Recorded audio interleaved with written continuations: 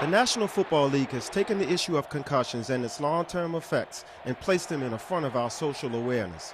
Sports programs on all levels are being educated on concussions, but until now the focus has mainly been on male sports. State Delegate John Carden wants to broaden the discussion to include head protection in female sports, and particularly women's lacrosse. He is sponsoring House Bill 1123, which will require all athletic associations to provide helmets to girls 19 and under playing lacrosse. If you don't have any protection on your head, then a ball that is missed or a rogue stick can hit somebody, and it's usually accidental. Women's lacrosse play is protected by stricter rules, and there's less physical contact allowed. Men are outfitted with helmets, but women only have goggles, which don't protect the head, only the face.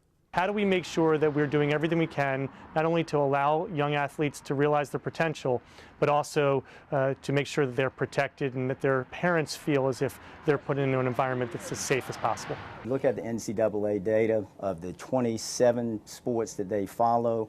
Women's lacrosse is in the lower third of overall injuries. Okay, so a very safe sport. Dr. Richard Hinton, the director of MedStar Sports Fellowship, says to put helmets in the game may have an adverse effect.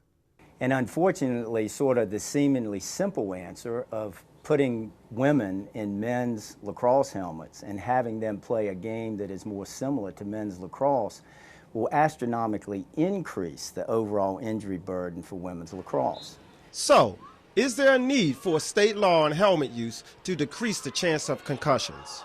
I understand where they're coming from with that, and that may be part of the solution, along with several other things that we're working on to get word out about how the game is played and how it needs to be coached and officiated and so forth. And certainly we don't want to interfere with the integrity of the game, but we need to make sure that the discussion is pushed and people are really taking seriously the issue of injuries in girls' sports as well. In Baltimore, I'm Lamont Williams, ABC 2 News.